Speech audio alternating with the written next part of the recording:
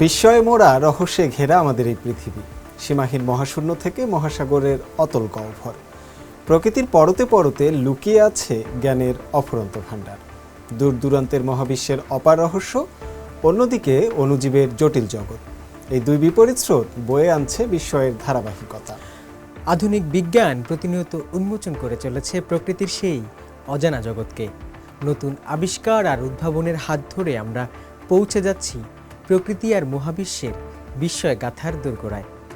অজানা সে জগৎ সম্পর্কে জানতে এবং জানাতে আমাদের নিয়মিত আয়োজন বিজ্ঞান ও প্রকৃতি। আপনাদের সঙ্গে আছি আমি হোসনে মোবারক সৌরভ এবং আমি শুভ আনোয়ার।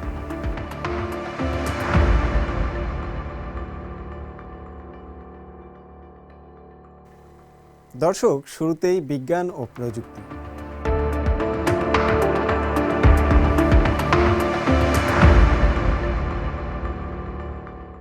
মহাকাশ স্টেশনে রসদ ও সরঞ্জাম সরবরাহের ক্ষেত্রে চীন আরও একটি গুরুত্বপূর্ণ পদক্ষেপ নিতে চলেছে।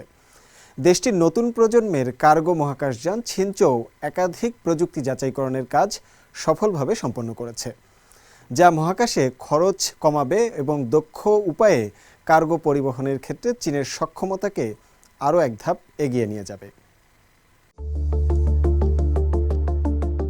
নিজস্ব মহাকাশ স্টেশন থিয়াংকংয়ে রসদ সরবরাহের ব্যয় কমাতে এবং সক্ষমতা বাড়াতে নতুন প্রজন্মের পণ্যবাহী মহাকাশযান ছিংচৌ-এর সফল প্রযুক্তিগত পরীক্ষা সম্পন্ন করেছে চীন।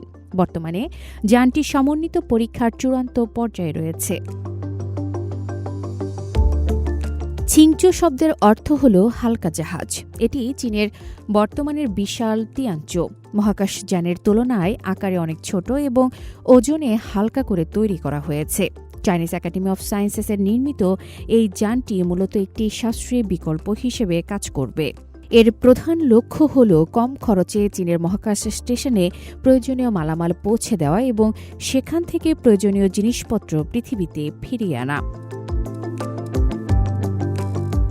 নকশা চূড়ান্ত হওয়ার পর ছিংচৌ মহাকাশ যান তৈরির কাজ এখন দ্রুত গতিতে এগিয়ে চলেছে।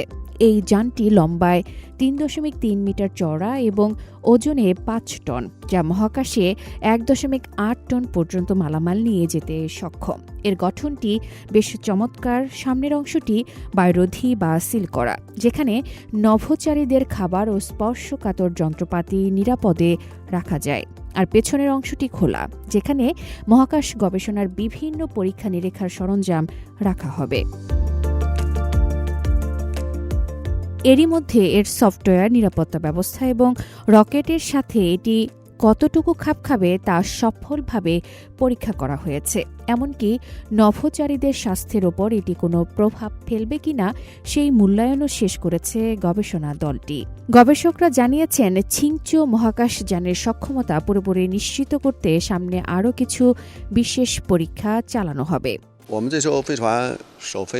আমরা এখন বৃহৎ পরিসরে পরীক্ষা নিরীক্ষা চালিয়েছি এবং প্রতিটি যন্ত্রাংশ আলাদাভাবে যাচাই করছি। পাশাপাশি চূড়ান্ত পরীক্ষাও করছি। সামগ্রিক পরীক্ষার ফলাফল বেশ ভালো। সব ঠিক থাকলে ২০২৬ সালের শুরুতেই এর চূড়ান্ত মডেল তৈরির কাজ শুরু হবে। ওই বছরের শেষের দিকে নির্মাণ কাজ শেষ হলে মহাকাশ স্টেশনের প্রয়োজন অনুযায়ী এটি প্রথমবারের মতো মহাকাশে যাত্রা করবে। এই মহাকাশযানে ২৭ ঘনমিটার আয়তনের ৪টি কার্গো র্যাক থাকবে, যেখানে ৪০টি আলাদা প্রকোষ্ঠে মালামাল সাজিয়ে রাখা যাবে।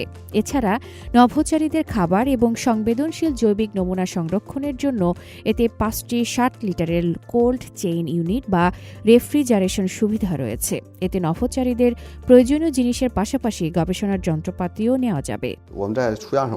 চীনের মহাকাশ স্টেশনটি ভবিষ্যতে আরও বড় করা হবে, যার ফলে সেখানে অনেক বেশি মালামাল পাঠানোর প্রয়োজন হবে। তখন ছিংচৌ, বর্তমানের থিয়ানচৌ এবং নতুন হাওলং শাটল, এই তিনটি মিলে মহাকাশ স্টেশনে রসদ সরবরাহের কাজকে অনেক বেশি শক্তিশালী ও সহজ করে তুলবে। 太空实验的抓住。 ছিনচো মহাকাশ যানটি কেবল মালামাল আনা নেওয়াই করবে না, এটি মহাকাশে গবেষণাগার হিসেবেও কাজ করবে। প্রধান ডিজাইনার ছ্যাং জানান, এতে গবেষণার জন্য অনেক আধুনিক যন্ত্রপাতি থাকবে, যেমন এটিতে এমন একটি ছোট উপগ্রহ বা স্যাটেলাইট আছে যা মহাকাশে মূল জাহাজ থেকে আলাদা হয়ে সৌর প্যানেল খোলার পরীক্ষা করতে পারবে। এমনকি এতে লেজার গবেষণার জন্য বিশেষ যন্ত্রও রাখা হয়েছে। এই যানটির বড় একটি সুবিধা হলো এর দ্বিমুখী যাতায়াত ব্যবস্থা। এটি যেমন পৃথিবী থেকে মহাকাশ স্টেশনে প্রয়োজনীয় রসদ পৌঁছে দেবে, তেমনি মহাকাশ থেকে ফেরার সময় প্রায় 2 টন বর্জ্য বা অপ্রয়োজনীয় জিনিস পৃথিবীতে ফিরিয়ে আনতে পারবে। আফরিন মিম, CMG বাংলা। মহাবিশ্বের রহস্যময় কণা, নিউট্রিনো বা ঘোস্ট পার্টিকেল শনাক্তকরণের অভিযানে এক ঐতিহাসিক মাইলফলক স্পর্শ করল চীন। দীর্ঘ নির্মাণযজ্ঞ শেষে সম্প্রতি বিশ্বের বৃহত্তম স্বচ্ছ গোলাকার ডিটেক্টরটি 20,000 টন লিকুইড সিন্টিলেটর দ্বারা পূর্ণ করা হয়েছে। এর মাধ্যমে আনুষ্ঠানিকভাবে যাত্রা শুরু করল চিয়াংমেন আন্ডারগ্রাউন্ড নিউট্রিনো অবজারভেটরি বা চুনো, যা বর্তমানে বিশ্বের প্রথম সচল এবং অতি বৃহৎ উচ্চ নির্ভুলতার নিউট্রিনো ডিটেক্টর। পরীক্ষামূলক চালনায় পাওয়া প্রাথমিক তথ্যে দেখা গেছে এটি প্রত্যাশার চেয়েও বেশি সক্ষমতা প্রদর্শন করেছে। বিস্তারিত থাকছে আমার করা একটি প্রতিবেদনে।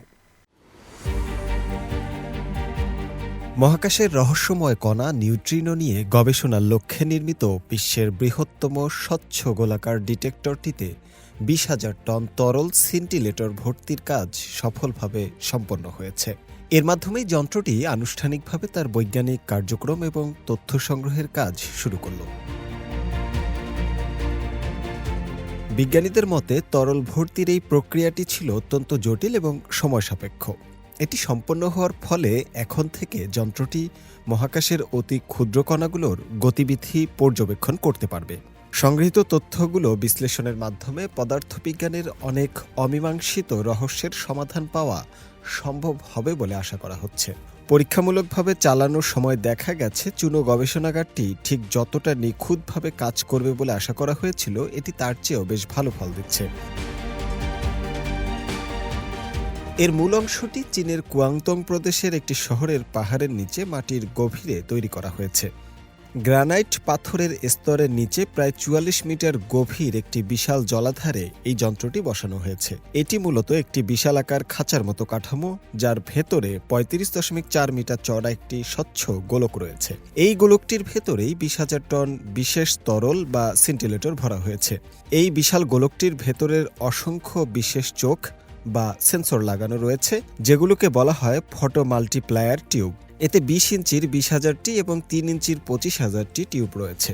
এছাড়া জালের মতো ছড়িয়ে রয়েছে প্রচুর তার, চৌম্বক সুরক্ষা কবচ এবং আলো নিয়ন্ত্রণের যন্ত্রপাতি। এই সেন্সরগুলোর কাজ হল মহাকাশের অতি ক্ষুদ্র কণার সামান্যতম সংকেত ধরে ফেলা। চিয়াংমেন আন্ডারগ্রাউন্ড নিউট্রিনো অবজারভেটরি বা চুনোর পরিচালনা কর্তৃপক্ষ জানিয়েছে তারা সফলভাবে তাদের 20,000 টন ক্ষমতাসম্পন্ন লিকুইড সিন্টিলেটর ডিটেক্টরের তরল ভর্তি সম্পন্ন করেছে এবং তথ্য সংগ্রহের কাজ শুরু করেছে। 1 দশকেরও বেশি সময় ধরে চলা বৈজ্ঞানিক এ প্রকল্পে ঐতিহাসিক মাইলফলক অর্জন করল চীন। চুনো হল নতুন প্রজন্মের নিউট্রিনো গবেষণা যন্ত্র। চুনোর বিশেষত্ব হল পৃথিবীর গঠন বা ভৌত বৈশিষ্ট্য এর মাপচোককে প্রভাব ফেলবে না। এতে ভুতুরে কণাখ্যাত নিউট্রিনোর ভরের ক্রম নির্ধারণে আরও সঠিক ফল পাওয়া যাবে। এছাড়া এটি সূর্য, সুপারনোভা, বায়ুমণ্ডল ও পৃথিবী থেকে আগত নিউট্রিনো গবেষণায় নতুন দিগন্ত উন্মোচন করবে। এতে করে পদার্থবিজ্ঞানেও তৈরি হতে পারে নতুন অধ্যায়। নিউট্রিনো বা ভূতের কণা কি? বিশ্বজগতের মূল 12টি কণার মধ্যে নিউট্রিনো হলো সবচেয়ে ছোট এবং হালকা। এদের কোনো বৈদ্যুতিক চার্জ নেই এবং এরা আলোর সমান গতিতে ছুটতে পারে। নক্ষত্রের ভেতরকার বিস্ফোরণ বা তেজস্ক্রিয় ক্ষয় থেকে এদের জন্ম। মজার ব্যাপার হলো এরা আমাদের শরীর, দালান কোঠা বা আস্ত পৃথিবীর বুক চিরে অনায়াসে এপাশ ওপাশ চলে যেতে পারে, যা আমরা টেরও পাই না। এ কারণেই এদের নাম দেওয়া হয়েছে ভুতুরে কণা। নিউট্রিনো ধরাছোঁয়ার বাইরে থাকে বলে এদের সম্পর্কে আমরা খুব কম জানি। এদের ওজনের সিরিয়াল বা ভরের স্তরক্রম বের করা এই চুনো প্রকল্পের প্রধান লক্ষ্য। এটি সফল হলে মহাবিশ্বের সৃষ্টি সম্পর্কে অনেক নতুন তথ্য জানা যাবে। এটি কেবল একটি দেশের কাজ নয়, এই বিশাল কর্মযজ্ঞে বিশ্বের 17টি দেশ ও অঞ্চলের 700-রও বেশি বিজ্ঞানী ও গবেষক একসঙ্গে কাজ করছেন। প্রকল্পটি প্রথম প্রস্তাব করা হয় 2008 সালে এবং চায়না সায়েন্স একাডেমি এবং কুয়াংতং প্রদেশের অনুমোদন পায় 2013 সালে। 2015 সালে ভূগর্ভস্থ নির্মাণ কাজ শুরু হয়। ডিটেক্টর ইনস্টলেশন শুরু হয় 2021 সালের ডিসেম্বরে এবং সম্পন্ন হয় 2024 সালের শেষে। এরপর ধাপে ধাপে তরল ভর্তির প্রক্রিয়া শুরু হয়। 45 দিনে 60,000 টন বিশুদ্ধ পানিও ভর্তি করা হয় এতে। শুভ আনোয়ার, CMG বাংলা। এবার প্রাণ ও প্রকৃতি।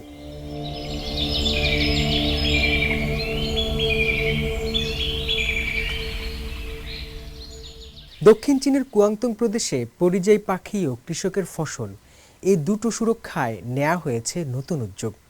কৃষি জমিতে ব্যবহার করা হচ্ছে পাখি বান্ধব জাল, যা ফসল রক্ষা করলেও পাখির ক্ষতি করে না।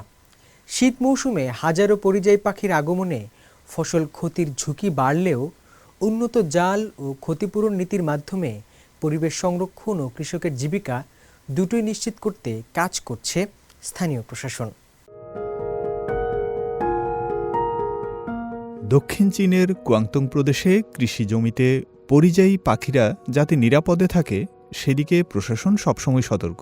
তবে সেই সঙ্গে কৃষকদের জীবিকার সুরক্ষাতেও দিতে হবে নজর। সেই লক্ষ্যে এবার পাখি বান্ধব জাল ব্যবহারে উৎসাহ দিচ্ছে কর্তৃপক্ষ।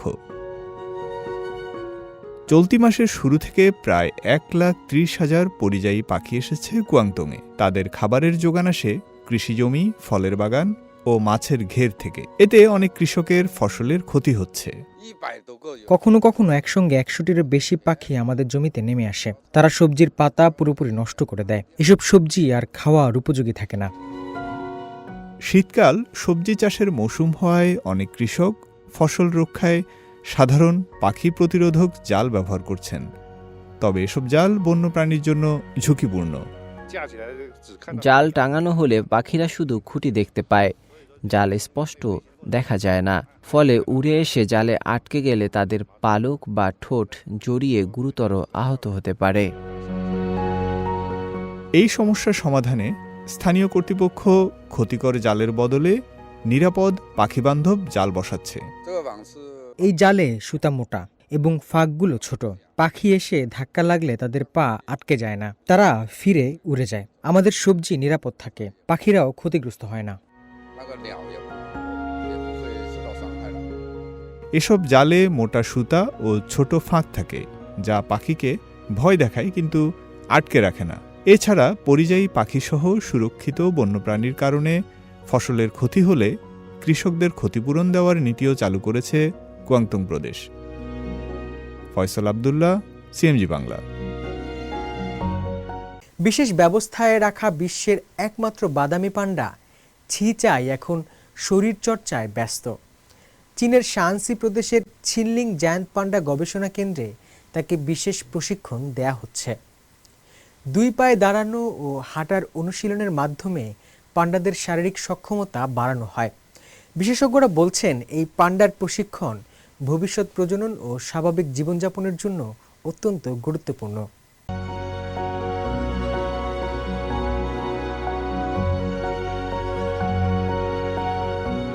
আসছে কঠিন শীতের মৌসুম, এর জন্য চাই গা গরম করার মতো প্রস্তুতি। কিন্তু পান্ডা বলে কথা, অলসের শিরোমণি, শরীরচর্চার ধারে কাছেও থাকে না সে।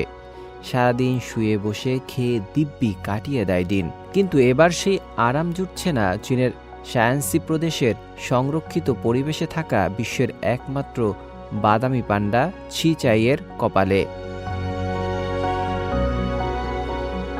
শীতকালীন প্রস্তুতি হিসেবে চালিয়ে যেতে হচ্ছে ব্যায়াম। শায়ানসির একটি গবেষণা কেন্দ্রে চলছে এই প্রশিক্ষণ। 2019 সালে জন্ম নেয়া ছিচাই এখন গুনে গুনে 110 কেজি। কালো সাদা পান্ডার সঙ্গে তাদের রং মেলে না। বিরল জিনগত পরিবর্তনের কারণেই এরা কিছুটা বাদামি। কর্মীরা বাঁশের এক প্রান্তে গাজর সহ পান্ডার পছন্দের খাবার ঢুকিয়ে দেয়। এরপর পান্ডাকে পেছনের পায়ে দাঁড়িয়ে খাবারের দিকে এগোতে উৎসাহ দেওয়া হয়। চিনলিং জায়ান্ট পান্ডা গবেষণা কেন্দ্রে এটি শীতকালীন ব্যায়ামের অংশ। প্রতি বছর নভেম্বর থেকে এই প্রশিক্ষণ শুরু হয়। দিনে 2 বার, সকাল ও দুপুরের খাবারের প্রায় 1 ঘন্টা পর এটি করা হয়। প্রতিটি সেশন চলে 5 থেকে 10 মিনিট। 3 বছর পূর্ণ হলে সাধারণত পান্ডারা এই ব্যায়ামে অংশ নেয়। পুরুষ ও স্ত্রী সবাই অংশ নেয়। মূল লক্ষ্য পেছনের পা শক্তিশালী করা। শীতকালীন প্রশিক্ষণে সব পান্ডা ছিচাইয়ের মতো দীর্ঘ সময় দাঁড়াতে বা হাঁটতে পারে না। 4 বছর বয়সী ছি এখন 3 বছর বয়সী রং রং ও সুবাও এখন শুধু দাঁড়াতে পারে। হাঁটার মতো শক্তি এখনো হয়নি তাদের। প্রতিটি পান্ডার শরীরের অবস্থা ও প্রশিক্ষণের অভিজ্ঞতা অনুযায়ী আমরা আলাদা পরিকল্পনা করি। যারা সোজা হয়ে হাঁটতে পারে তাদের সময় একটু বেশি দেই। যারা নতুন তাদের শুধু দাঁড়িয়ে থাকার অনুশীলন করাই। বিশেষজ্ঞদের মতে এই প্রশিক্ষণ পুরো শরীর সচল রাখে এবং পেছনের পা শক্ত করে।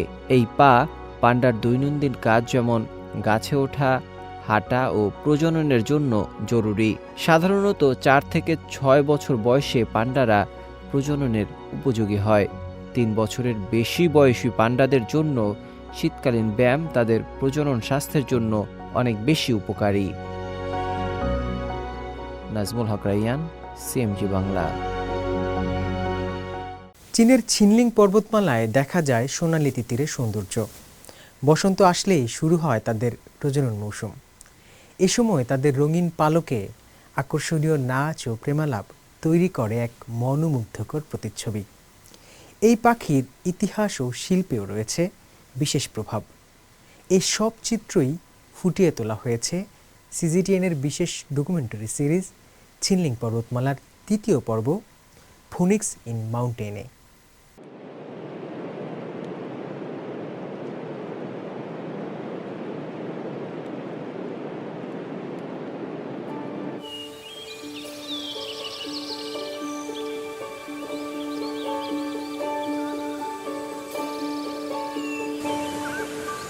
ক্যালেন্ডারে মার্চ মাস। এখানকার বনভূমি এখনও পুরোপুরি শীতনিদ্রা থেকে জেগে ওঠেনি। ছিনলিংয়ের পাহাড়গুলো এখনও নীরব এবং ধূসর।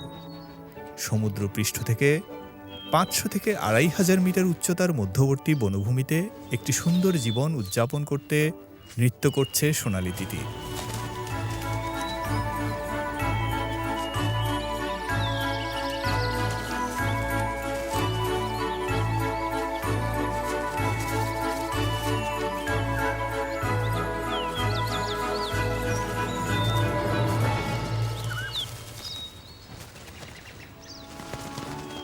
বসন্তের প্রথম দিকে এই অসাধারণ পাখিটির জন্য নতুন প্রাণশক্তি দেখা যায় ছিনলিংয়ে।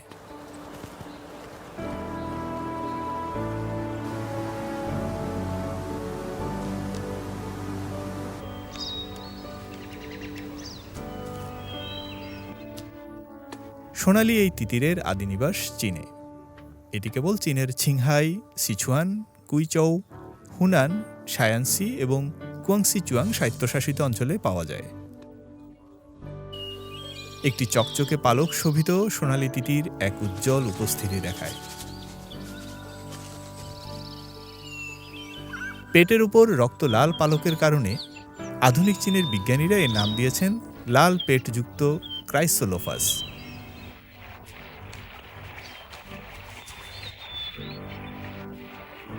মাথা থেকে কাঁধ পর্যন্ত লাল রেশমের মতো সোনালি ঝুঁটি দেখে মনে হয় যেন তা সূর্যের আলোয় ঝিকমিক করছে। তাই স্থানীয়রা এটিকে সোনালি মুরগি বলেও ডাকে।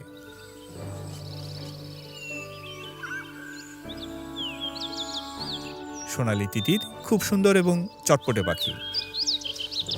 পুরুষ পাখির দৈর্ঘ্য প্রায় 1 মিটার পর্যন্ত হয়ে থাকে, যার মধ্যে লেজের পালক 75 সেন্টিমিটার পর্যন্ত লম্বা হতে পারে। চীনের পৌরাণিক সংস্কৃতিতে ফিনিক্স অত্যন্ত ঐতিহ্যবাহী গুরুত্বপূর্ণ পাখি। এটি হাজার বছর ধরে বয়ে চলা চীনের সাংস্কৃতিক প্রতীক। যদিও সেই ঐশ্বরিক পাখিটির বাস্তব অস্তিত্ব নেই, তবে ধারণা করা হয় যে সোনালি তিতিরি সেই ফিনিক্স পাখির আদিরূপ। পাহাড়ে এই পাখিটি অসাধারণ সব ভঙ্গিমায় ঘুরে বেড়ায়। মাঝে মাঝে এটি মিষ্টি সুরে গান করে, যা অন্য সাধারণ তিতিরের মতো নয়। ঝড়ের মধ্যেও এর রঙিন পালক জ্বলজ্বল করে ওঠে, যা দেখতে খুবই মনোরম।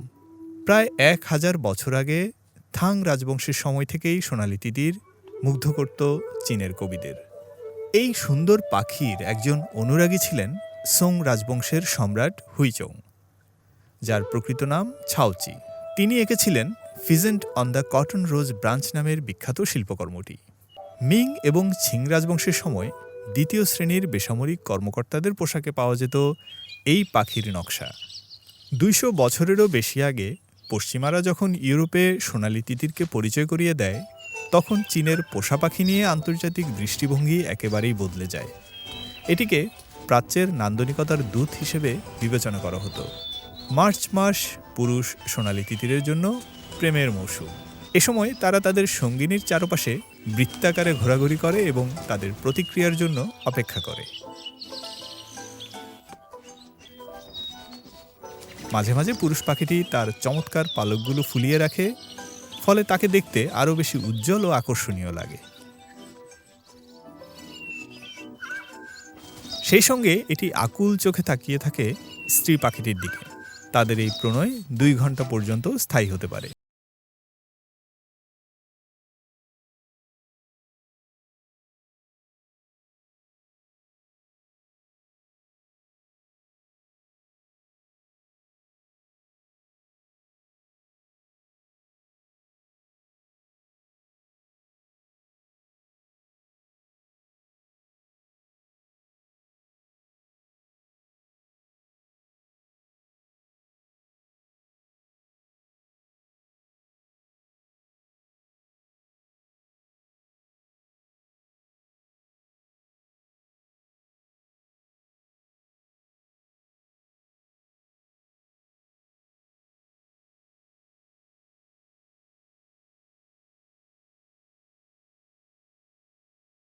করছে আরো বহু বিস্ময় আরো না বলা কথা। আজকের মতো এইটুকুই। আবারও ফিরে আসবো আগামী সপ্তাহে প্রাণ, প্রকৃতি আর বিজ্ঞানের নতুন আলো নিয়ে। সে পর্যন্ত সুস্থ থাকুন, ভালো থাকুন, ভালোবাসুন বিজ্ঞানকে, সঙ্গে থাকুন প্রকৃতির। ধন্যবাদ।